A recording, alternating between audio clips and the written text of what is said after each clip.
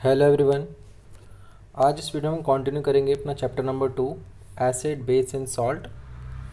Last video में हमने 2.3 से पहले तक पढ़ लिया है, तो आज इस वीडियो में स्टार्ट करेंगे 2.3 से, जिसमें हम समझेंगे हाउ स्ट्रॉन्ग आर एसिड और बेस सॉल्यूशन। मतलब कोई भी एसिड या बेस सॉल्यूशन कितना स्ट्रॉन्ग होता है, उस चीज़ को हम समझेंगे आज। तो चलिए स्टार्ट करते हैं हम चैप्टर को और रीड करते हैं। We know how acid or base indicator can be used to distinguish between acid and a base। तो चैप्टर के स्टार्टिंग में हमने समझा था कि जो भी हमारे पास बेस और एसिड सोल्यूशन होते हैं, तो हम कैसे पता करते हैं कि कोई भी सोल्यूशन हमारा एसिड है या फिर बेस है। उसके लिए हमारे पास क्या होते हैं, इंडिकेटर। तो इंडिकेटर क्या बताते हैं हमें? इंडिकेटर बताते हैं कि कोई सोल्यूशन हमारा एसिड है या फिर बेस है।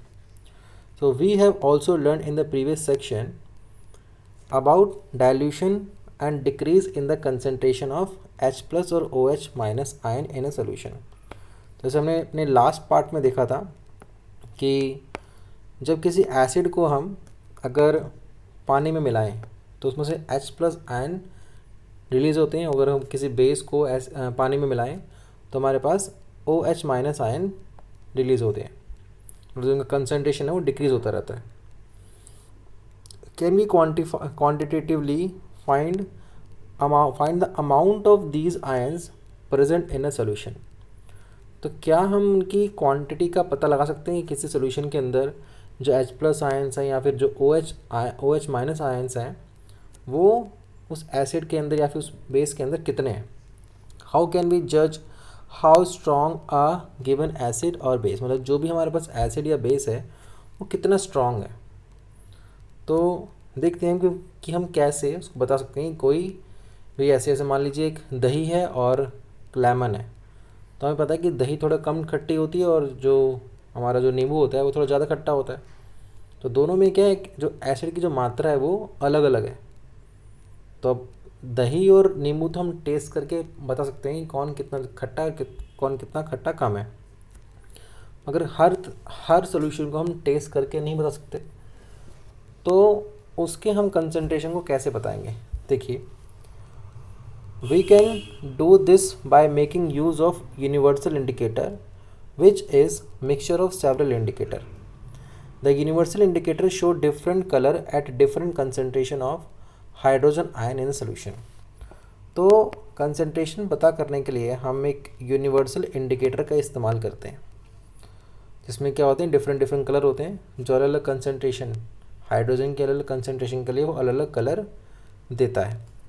So a scale for measuring hydrogen ion concentration in a solution called pH scale.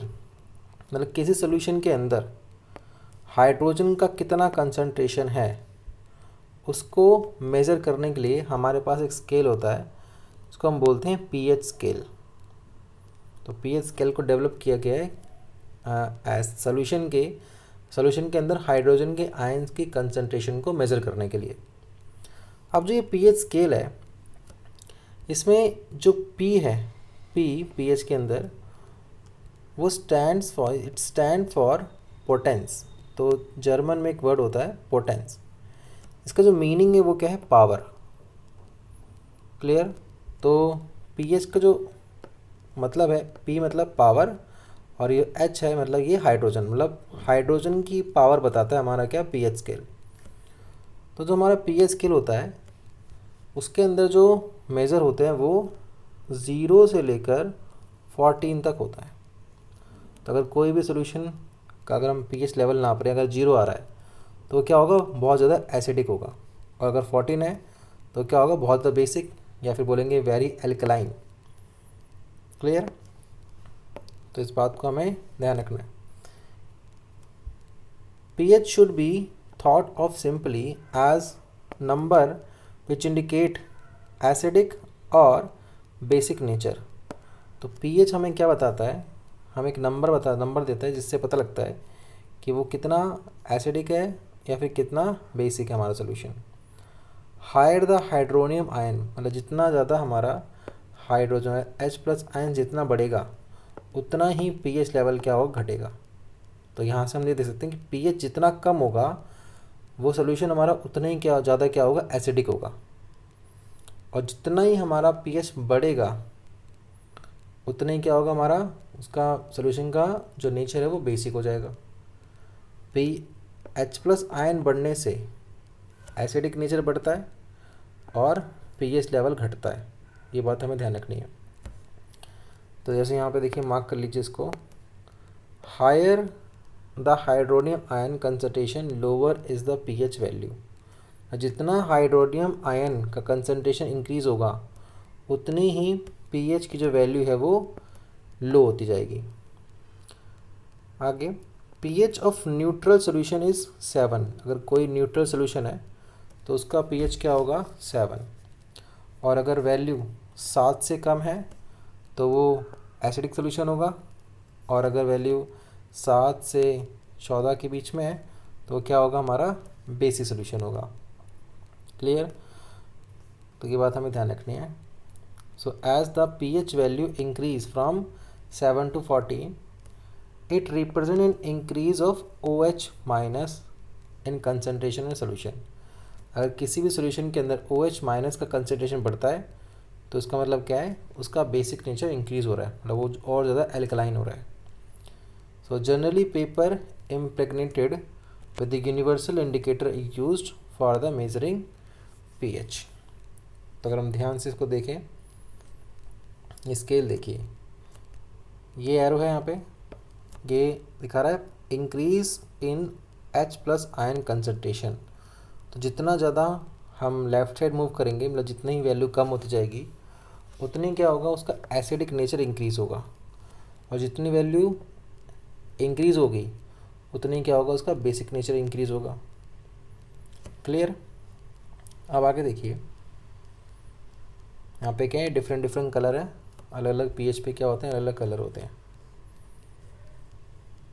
So the strength of acid and base depend on number of H plus ion और OH minus ion produced. जो strength है acids की और base की solution के अंदर, वो depend करती है कि उसके अंदर H प्लस आयन्स का कंसनट्रेशन कितना है और OH माइनस आयन्स का कंसनट्रेशन कितना है।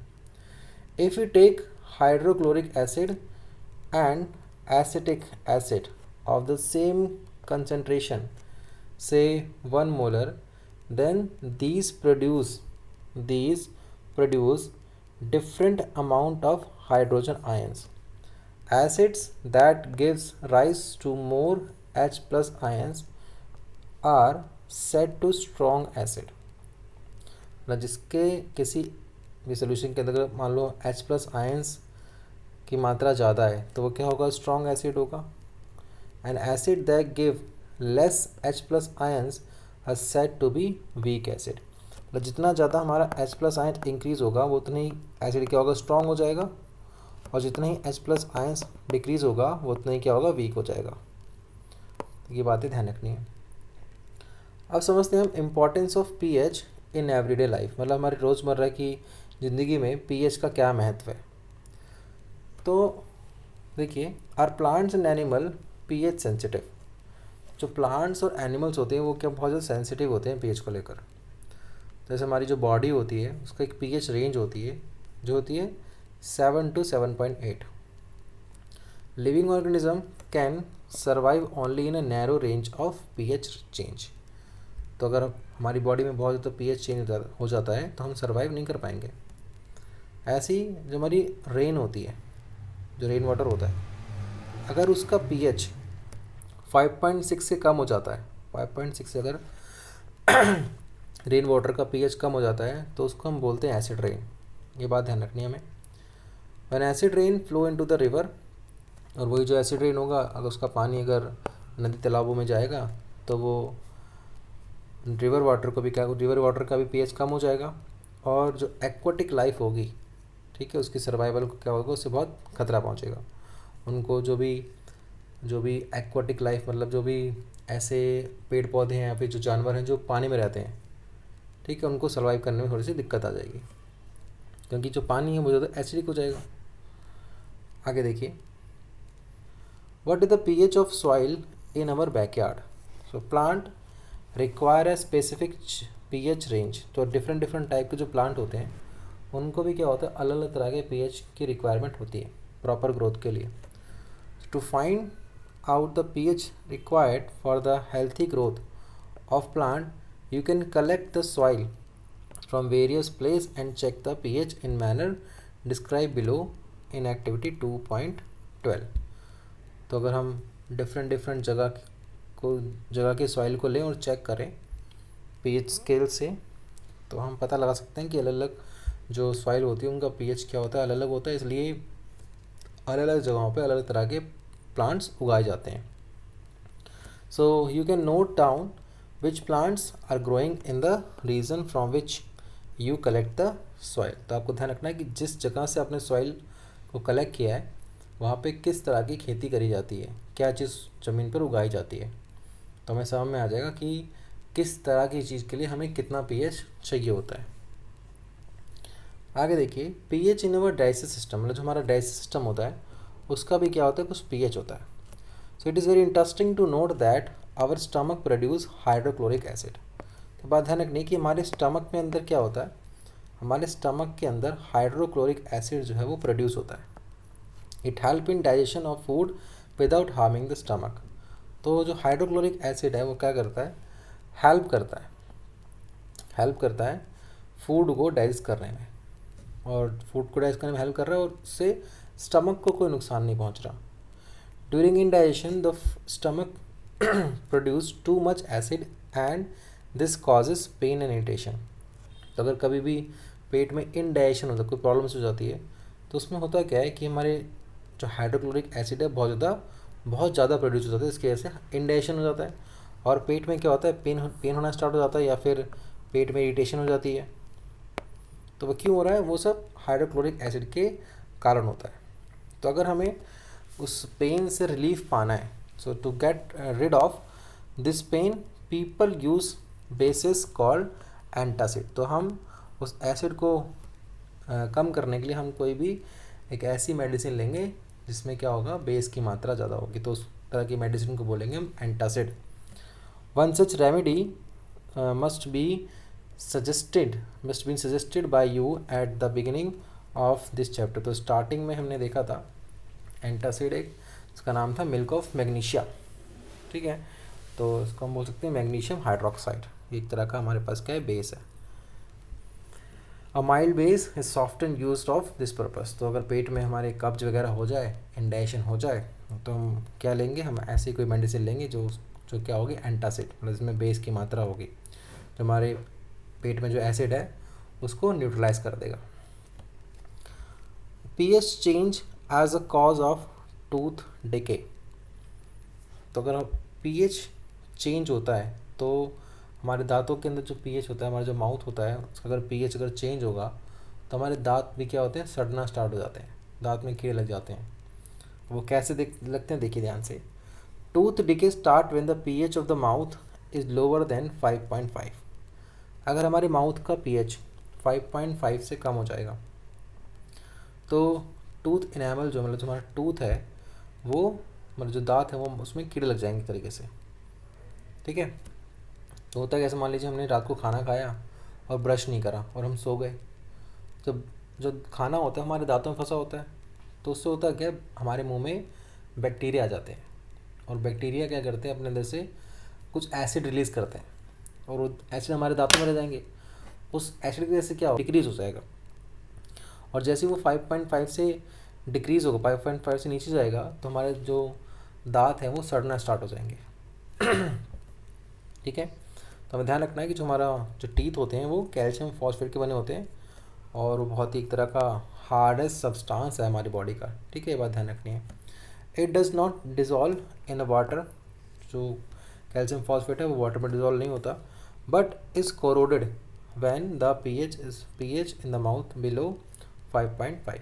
तो अगर वो डिज़ोल्व तो नहीं होगा बट वो कोरोड हो सकता है। तो मान लीजिए लोहा है, लोहा पानी में घुलेगा तो नहीं, मगर पानी में वो धीरे धीरे जंग पकड़ लेगा। उसी तरीके से हमारा जो टीथ है वो भी इसी प्रकार से है। अगर पीएच माउथ का 5.5 से कम हो जाए तो दांत जो हमारे सड़ने स्टार्ट हो जाएंगे। इसमें बता रखा है bacteria present in the mouth produce acid by degradation of sugar and food particles remaining in the mouth after eating. तो वही चीज़ें बता रखी हैं यहाँ पे जो मैंने आपको बताई कि जब हम खाना वगैरह खाते हैं तो हमारे माउथ में क्या होता है, जो भी फूड पार्टिकल्स है उसकी वजह से हमारे मुंह में बैक्टीरिया लग जाते हैं और वो एसिड रिलीज करते हैं। The best way to prevent this to clean the mouth after eating the food. तो इससे बचने का एक तरीका है कि जब हम खाना खाएं तो खाना खाने के बाद हमें अपने माउथ को अच्छे से क्लीन करना चाहिए। Using toothpaste which are generally basic for cleaning the teeth can neutralise the excess acids and prevent tooth decay. तो हमें कुछ ऐसे टूथपेस्ट का इस्तेमाल करना चाहिए जिसके अंदर अच्छी खासी मात्रा में बेसिक होना चाहिए एक प्रकार का, और जो भी एसिड ज़्यादा मात्रा में हमारे मुंह में हो गया है वो उसको क्या करेगा, न्यूट्रलाइज कर देगा। आगे देखिए, self defence by animal and plants through chemical warfare. Have you ever been stung by the honey bee. तो कभी कभी क्या होता है, जो चींटी वगैरह होती है वो हमारी काट लेती है, ठीक है, तो मधुमक्खी ने काट लिया मान लो। Bee sting leaves an acid which cause the pain and irritation. अगर मान लो किसी मधुमक्खी ने हमारे हाथ पे काट लिया तो उससे क्या होगा, हमारे हाथ पे क्या हल्का सा एसिड आ जाएगा, इसकी वजह से क्या होगा, वो हमें पेन होगा और हम इरिटेशन भी होगी। तो हम क्या करेंगे, हल्का सा कुछ बेस लेंगे, जैसे हमने बेकिंग सोडा ले लिया और उसको हम जहाँ पे उसी मधुमक्खी ने काटा वहाँ पे लगा लेंगे, इससे क्या होगा, थोड़ा सा हमें रिलीफ मिलेगा। तो जो होता है, जो कोई भी मधुमक्खी जो डंक मारती है तो उसके डंक में क्या होता है, मेथनोइक एसिड होता है। तो उससे उसको न्यूट्रलाइज करने के लिए हमें किसी बेस की ज़रूरत होगी, हम क्या, और वहाँ पे क्या यूज़ कर लेंगे, हम बेकिंग सोडा, वो जो क्या एक प्रकार का बेस है। जिससे होगा क्या, जो भी हमारा जलन सी होगी वो हमें उससे थोड़ा सा रिलीफ मिल जाएगा। तो ये हमने समझा importance of pH in everyday life. Clear है आपको। अब आपको यहाँ पे कुछ एसिड के नाम ध्यान रख लेने हैं कि अलग प्रकार के जो नेचुरल रिसोर्स होते हैं उनमें किस किस टाइप के एसिड होते हैं। विनीगर में एसिटिक एसिड, ऑरेंज में सिट्रिक एसिड, टैमरिंड में tartaric acid, tomato oxalic, sour milk lactic acid, lemon citric acid, ant sting methanoic acid, nettle sting methanoic acid. तो ये सब आपको लर्न कर लेना है।